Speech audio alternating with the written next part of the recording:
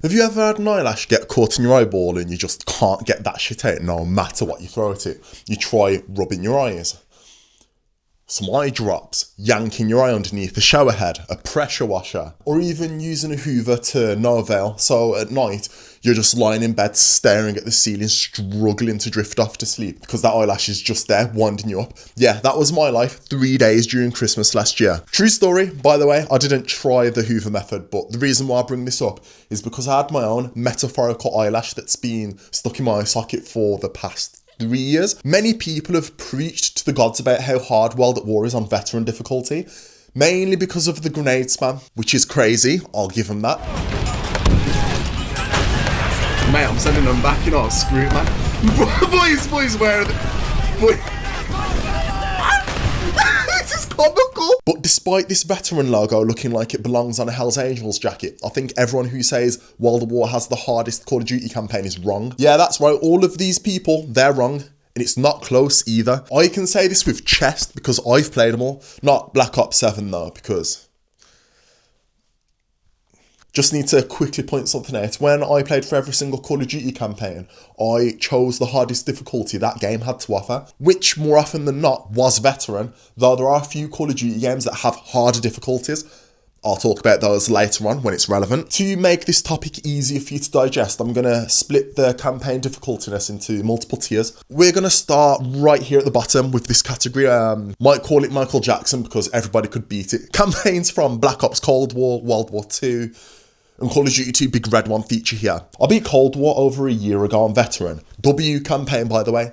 But that's to be expected with Trail COD as long as we push Black Ops 3 into its naughty corner. Some of the missions were proper sick along with the OSTs. The puzzles were a nice touch too. Had to whip out my notepad trying to figure them out. I mean, I ain't got my notepad on me, but I beat Cold War's campaign with 51 deaths and I thought the final mission was a little anticlimactic. It's not a campaign review, it's a difficulty review, it's down track. I played the World War II campaign for the first time last week. Very underrated. I like the mechanics where your teammates have abilities. I thought that kept the campaign fresh, which is an issue with Call of Duty releasing a game every year. This is not a campaign review, Luke. We're talking about difficulties. 144 deaths it took me to beat that campaign. I know that's like well over double, almost triple the Black Ops Cold War campaign, but like, same tier, just listen to me, right? Obviously, that means World War II is harder than Cold War, so maybe it can sit between the Michael Jackson category and the one above it. You know what? I'll put my pride aside and say there were a few hot spots that did inflate the death counter. The first section of Death Factory. I like the sound of this mission. Harkin is dark and nearly impenetrable. This shit was relentless. Then again, I never care away from a violent gunfight because, you know, my mama didn't raise no bitch. Probably wouldn't even be mentioned in this section if I did sit at the back of the firefight. I guess that's my fault. The final section of this mission where you're assaulting the barn gave me some grief too, but overall it wasn't too bad. Fucking hell. Oh, wait a second, hang on. The quick time event from the mission collateral damage did start to piss me off. I spent 10 minutes failing that. I ended up having to increase my mouse sensitivity so I could have a chance of getting the mouse, that little interactive thingamajig, I don't know what you call it, someone help me, I don't know. The last game to feature in the Pissy tier is Big Red One. Now, I'm a PC gamer, I play FPS games on a mouse and keyboard. This game never released on PC, so I had to play it with the controller, so I was kind of nervous about it. But I forgot how OP aim assist is. 42 deaths, that took. The next tier up I'm calling the rest, because this is where all of the Call of Duty games that were released after Black Ops 1 sit, along with Call of Duty 3, Call of Duty 2, Finest Hour and Infinite Warfare on veteran difficulty. I say that because Infinite Warfare has a few extra difficulties that we're, you know, gonna have to grab a cup of tea and have a chat about later on. Now, I was expecting Call of Duty 3 to sit higher up this tier list because I saw a few comments online talking about a mission called Liaison River. I think it perfectly captures all of the pain points this game has. The hit detection in this game is so bad. There'd be times where an enemy would be sort of behind cover and I'd shoot the part of their body that's exposed and it wouldn't count as a hit, which got annoying so fast in the trench sections. I mean, think of it like this. There was always that one kid who had blackcurrant squash stains on his face who'd throw some bullshit excuse when you tagged him. That's the vibe the hit detection gives in this game. On top of that, you can play for 5 minutes without getting a checkpoint, so it feels even worse when you do just so happen to mess up and get killed. But I didn't think this mission was hard. The previous mission, the forest, gave me grief though. The ending section where you push through this wooded area and then onto the final mortar team Yo, serious head loss was occurring here, boys. Especially with how at times I was getting shot in the back by a few straggling Germans in the section behind me, which then also distracted my AI teammates, making them turn around and focus on the stragglers instead of the infinitely spawning Germans in front of us. This was hell. This was plaguing my dreams like Freddy Krueger from A Nightmare on Elm Street. It took me an hour to get to this final mortar mission. Boom, mission complete. Psych, that was a lie. Because you're then tasked with using it to clear the blockade. You can't just move your analog sticks left, right, or up and down. You have to fucking spin the sticks in circles like you're some masseuse of a VIP client, man. Whilst doing that, you have to contend with Germans rushing you because your teammates are dumb and don't know how to fire a gun properly. So imagine after an hour and 15 minutes, I finally get it done. Yes! Oh my days, that was stressful.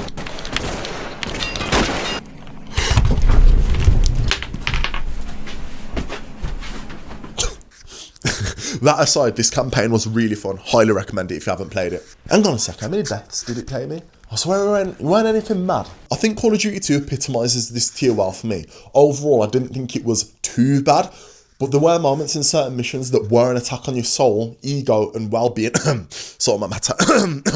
Assault on Matter is on job from the get-go, because you and your team get jumped like, yo, I'm trying to enjoy this hot weather in Tunisia, yeah. So what do you mean a truck ram raids us? Like, are you dumb?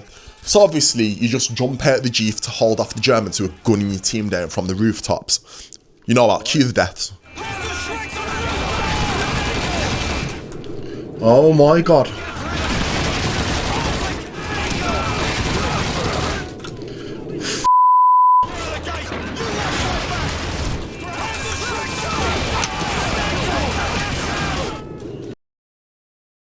Oh my days, this one was a violent. I just want to give a quick shout out to the silo. In this mission, you and your team are tasked with clearing out of town. The gunfighting takes place with some awkward angles where you can get shot from a random direction, so you have to pay attention. But it's the final part of the mission where the skill level required cranks up because you need to fend off a counter attack. So you have to climb to the top of the silo and snipe the incoming mortar crews. Listen to me, they come from every direction and they set up their mortars fast. So there's very little room for error. If they set up, you are done. You need to resist the counter-attack for 5 minutes until reinforcements arrive. Only took me like 2 tries though, because I'm silly with a sniper rifle, shout out Bradley Cooper. But I felt like I needed to mention this mission as a few people were talking about it online. To be upfront, I just stared at the compass as the stars show where the mortar teams are. Call of Duty 2, very, very good campaign by the way.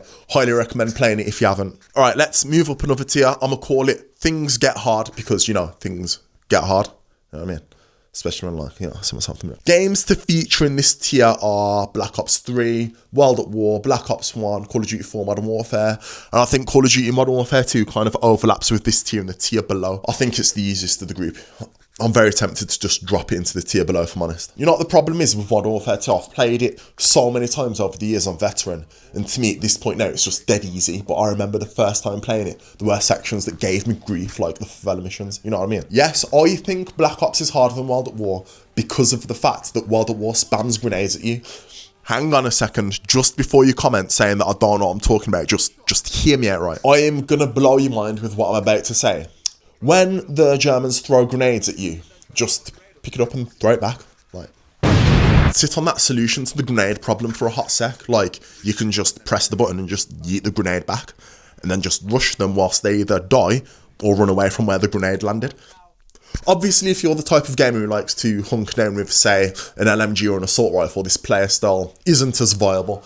I like to just... If you're the type of player who just likes to hunker down with an LMG, you're going to get peppered with the grenades, like how I like to pepper my jacket with aftershave before going out. A dog could smell me from 50 miles away, man. Yeah, imagine if I got lost. Oh my days, a person with sinus problems would be able to find me. Bro. It was just a decoy! Idiot! Again, I will acknowledge that there were instances in this game that were tricky, but I think people go too far with how hard this game is. Thinking back to Black Ops 1, I feel like there's more situations that are far tougher to progress through, especially with the moments where enemies would just infinitely spawn, like Executive Order, you know, the final corridor. No, actually, no, it's not a corridor, it's like, well, it is a corridor, but it's a corridor and then there's another corridor attached onto it. It's like an L shape, you know what I'm about, yeah? It's near impossible to push through that section without abusing them smoke grenades. Now, if you were careless with flinging out them smoke grenades, you better restart the mission from the beginning, buddy, and play it better next time. Save your smoke grenades for that corridor, man, I'm telling you. I think COD 4 and Modern Warfare 2 share similar traits to Black Ops 1, but I don't think they get anywhere near as difficult. Sure, the favela missions from Modern Warfare 2 were annoying with the angles the militia have on you, but then you just slow down and just really check all your angles. Problem no more. COD 4 had a few sections that were devious, like the ending of One Shot, One Kill, where you got to protect Captain Macmillan from the ultranationalists while you headshot. What's that first time now, deaths? Perhaps it was all in my head with how hard this ending was. Okay, you know what, alright, I've delayed it long enough. Let's talk about a difficulty problem. The infinitely expanding difficulty theory, as I'm going to call it. Level with me for a second, try to think from a game designer's perspective. With Black Ops 3, a new difficulty was introduced called realism, which I'd argue wasn't all that realistic, because it meant that you would die in pretty much one shot, but your teammates had a normal amount of health, as well as a limited heads-up display. Apparently, the AI enemies are more aggressive and smarter than the veteran difficulty. Bringing my point full circle now, let's go back to the infinitely expanding difficulty theory. With Call of Duty campaigns that have difficulty levels above veteran, do you think that same game's veteran difficulty is comparable to other games' veteran difficulties? As a developer sat at my desk, I'm thinking, okay, we'll dial the AI smartness, aggression, and aiming capabilities to the max on veteran. But if there's a difficulty level beyond veteran, where apparently the AI are even smarter than veteran, I'm probably going to dial the AI capabilities back slightly. You get what I mean? Just want to point this out real quick. Black Ops 3's realistic difficulty is different to the realism difficulties you'll find in a few other CODs. Realism just removes some of the heads-up display elements from veteran difficulty. No changes to the enemy AI behaviour. Now, Black Ops 3's realistic says that AI is stronger, therefore I'm going to move Black Ops 3 from this tier and place it in the tier above, along with Call of Duty 1. This is the tough as hell category. The granddad of the entire franchise. I wasn't too sure what to expect playing this campaign for the first time, but I was pleasantly surprised. I thought this campaign was really good. A lot of missions. I believe there was 24 of them. Very, very hard campaign. I'd say top 3 hardest campaign in the entire franchise. And that's because of one thing.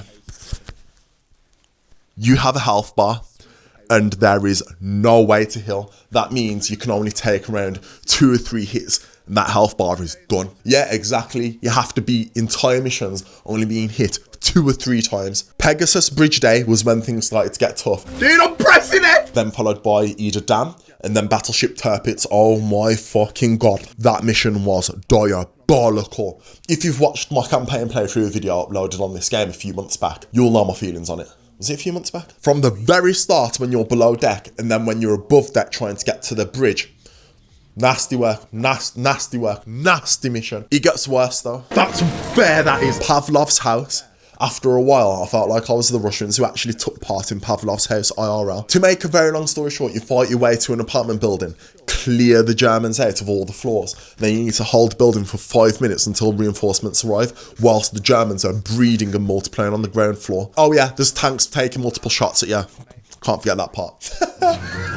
This is gonna piss me off. Remember, you have to do all of this without taking more than 2 or 3 shots during the entire mission. You need to hear me when I say that. You have to beat the entire mission only taking no more than 2 shots. 3 shots if they've pulled out a pistol. Fucking disgusting mission. I think it's disrespectful to say Heart of the Reich is the hardest Call of Duty mission when things like Pavlov's house exist. Oh man, I feel ill. I feel sick. In fact, let me put another tier between this category and the category below, just because from this point forward, there is genuinely levels to this shit. And then we have the very, very top of the tier list.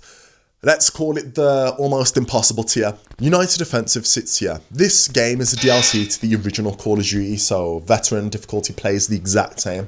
Health bar, no heals, only 2 or 3 bullets and you're dead. Wait, hang on. I swear to God there's no grenade indicators either. Oh my god, yeah, I'm right. That goes for Call of Duty and United Offensive DLC. I thought long and hard about which COD was hardest between the original and United Offensive, because I felt like COD 1 had more missions that gave me grief, 6 of them in total, whereas United Offensive only had 4. And even then, with Boy Jacks, is that how you say it? Boy Jack. It was the driving section, which was dog shit, because there wasn't a checkpoint, so you'd have to clear out the whole thing in a single run. Alright, okay, let's cut the app in short. Let's get strict with the rules. Which game out of the 2 is the hardest to go from the first mission to the end credits? And on that basis, it has to be United Offensive because of one mission and one mission only. Kharkov Station. You think I'm overreacting? Let's ignore the first half of the mission where you need to push the square and clear the Germans out, which is a nightmare in itself, and jump to the last half of the mission, where you're in the train yard defending yourself from the tanks and unlimited infantry with snipers coming out of the rooftops. Whilst contending with all of that, you have Stuka bombers flying in and dropping bombs that will insta-kill you if you don't stop what you're doing and haul ass and get underneath a train. You're dealing with all of that until you blow up the last tank, which took me an hour to do, by the way. But once you do blow up the tanks, you have to hold the line and defend the train station for 2 minutes, whilst infinitely spawning infantry and Stuka bombers continue making your life hell. Oh yeah, again, I'd just like to come in and remind you, you have to do this whole mission only being hit 2 or 3 times max. But this is where I'm going to contradict myself and tell you that you can just run into the corner and wait the 2 minutes out to complete the mission. But this actually backs my point up, because there's no other Call of Duty mission in the entire series that has made me use a cheese tactic like running into a corner and hiding. And that's my point. I don't think this mission can be beaten without cheesing. If the ending of this mission did exist, I'd put it right next to Black Ops 3 on realistic mode. It's time to introduce you to the black sheep of the Call of Duty campaigns. Infinite Warfare with its specialist difficulty. I've never come across an FPS game with this sort of gameplay experience before. Get comfortable, because I'm going to have to explain how it works. I would grab a cup of tea, but I can't be arsed, I've got some water. So to unlock Infinite Warfare's specialist difficulty, you need to beat the game on veteran. Once you've done that, you'll see specialist taunting you in the menu screen. This difficulty right here completely changes the way you play the campaign, and that's because of a few things. Firstly, health regeneration is disabled. Yeah, I know, that again. You'll heal up using these stims. They're called nano shots. You'll occasionally find them dotted around within a campaign mission. You're only allowed to carry up to 4 of them, and they take up a lethal equipment slot. Not ideal. The next thing which makes this difficulty harder is that being shot in this game is closer to how it would be in real life. What do I mean by that? Looking at the heads-up display, if we cast our eyes to the bottom corner, you'll see the outline of a body. Each part of that body has its own health bar, and once that part of the body receives critical damage, you will experience a debuff. For example, torso damage decreases gun accuracy, left arm damage disables all equipment except nano shots, as well as not being able to stabilise your gun or aim down sight, which is a problem. Right arm damage adds a lot of sway whilst aiming down sight, provided you can still ADS. Leg damage impairs movement. Broken legs force you into a crouching stance, which of course slows you down. You can't sprint either, which is really not ideal when you're being punished this heavily for taking damage. Oh yeah, I forgot, you can find helmets placed within these missions too, and it's a bloody good job you can, because you'll die in one shot without wearing one. Getting hit in the head whilst wearing a helmet will crack the glass, which obscures your vision, and these cracks will get worse until the helmet perishes. Because this game's futuristic, there are some planets where you as a human are not native to. If you don't have a spare helmet to pop on in the event the one on your head cracks, you'll start to suffocate. And what happens when you start suffocating? Yeah, we're not done describing why the specialist difficulty is so hard. There's no hit markers. You have to manually press the reload button yourself. It's not automatic.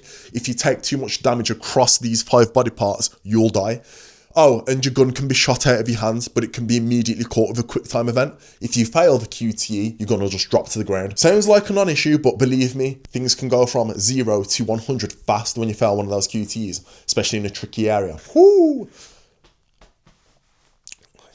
Hang on, I'm missing something. Oh yeah, there's certain missions where you'll be flying a fighter jet. Now, on every difficulty below specialist, you'll use the dogfighting lock-on and automatic chase mode. That's disabled on specialist, so you'll have to do all that yourself. And your jet doesn't dispense the right amount of flares needed when you press the flare button. I mean, it will on all the other difficulties, but not on specialist. You'll need to press and hold the flare button to release the right number of flares to match the incoming amount of missiles. Yeah, I have beaten this campaign on specialist. It is a lot to think about, but I will say this. The enemy AI is toned down to, I think it's the hardened difficulty level, which of course does help, but it's still intimidating. But there's one more difficulty above specialist, which in my opinion forms the hardest campaign experience Call of Duty has to offer. It's called #YOLO. Yeah, that's right, you only live once. Think about everything I've just said about the specialist difficulty, the body debuffs, the resource management, manually flying the plane yourself, which is harder than you'd think. Now imagine having to beat the entire campaign dealing with the specialist difficulty without dying once, and if you do, you restart, from the beginning, the very first mission. That's what YOLO is, and for me, that makes it the most difficult campaign experience Call of Duty has to offer, alongside United Offensive, because beating Kharkov Station without cheesing it at the end is impossible. By the way, if you haven't played the Infinite Warfare campaign, I would highly recommend it. Top 5 campaign in my opinion. Okay, so this is the final tier list I had after recording this video, but now that I've edited it and gone back over my choices, I had to make a new tier list because some of the choices were shocking. I dropped Infinite Warfare Specialist difficulty down a little bit, dropped Modern Warfare 3 into its rightful place. I'm still unsure as to the order between Black Ops 3 Realistic and the original Call of Duty. You know what, I think it's close between all of those 4 at the top. I'm sure most of you know this, but with tier lists, within a tier, usually the most difficult's to the left, and it gets easier to the right. With the not crazy difficult tier, I really struggle to get them in order, so I'll take that bit with a pinch of salt. Alright, I figured I'd throw in a quick bonus segment where I give a shout out to the top 5 hardest missions across the entire Call of Duty franchise. Hang on a sec, let's start with the honourable mentions. Live, the final mission from Black Ops 3, the courtyard section, was fucking awful on Realistic. One shot, one kill from Call of Duty 4, Assault on Matter from Call of Duty 2, Executive Order from Black Ops 1. I'm not sure why I died so much on the YouTube video, because I replayed it a few weeks back and cleared out the corridor with...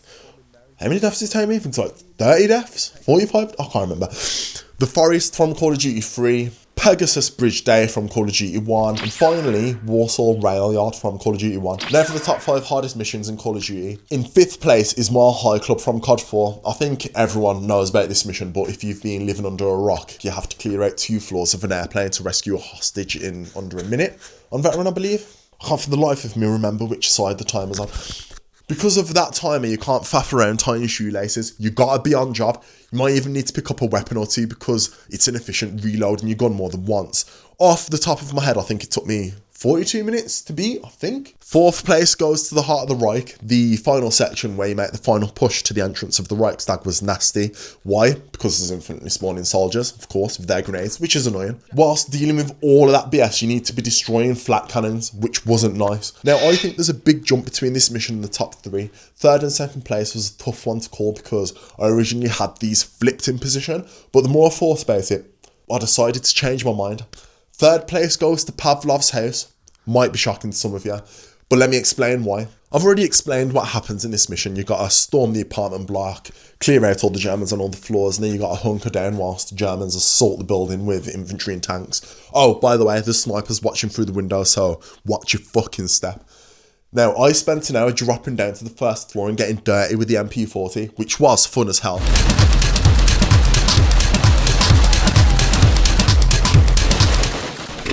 I am never getting that hour of my life back. I went back up to the top floor and camped it out. With camping being the strategy to beat the mission, I think it rightfully sits into 3rd place because compared to the mission that sits in 2nd place, there is nowhere to hide. Battleship Tirpitz. Fuck me, this one gave me grief. Fuck me. I'm getting a headache thinking about this one. The lack of cover below deck with how the enemies appear. Once you finally clear out the bottom deck, you gotta fight your way to the bridge of the ship. Yo, the angles these Germans have on you. It's like a rhythm game, man. It feels like I'm playing Space Channel 5, yeah, if you know about that game. You have ball knowledge. Crazy ball knowledge. Let me explain it this way. With games like United Offensive and Call of Duty 1, you as a player never have a chance to relax because if you even take one hit, you might as well just restart because you won't have enough health in the bank to get you through a tough section. That's not the case every single time, like, you know what I mean? Especially if you're a guy like me, just saying. Ended up beating most of the damn mission without getting shot. Okay, I did die multiple times, but you get the point, right? With modern games, you don't have that stress, so as you're playing through these games, you're kind of chill, but then you have those harder moments that spike your stress levels. With games like United Offensive and Call of Duty 1, you're always stressed, and then those stress levels hit the roof on the harder sections. I might be going off green screen here. But yeah, the hardest mission out of all of the Call of Duty campaigns is Kharkov Station. You can argue with me in the comments on I'm right. No, please do actually argue with me in the comments. I want to hear you guys' points because you guys bring like different perspective on things. I think I'm right for saying Kharkov Station though.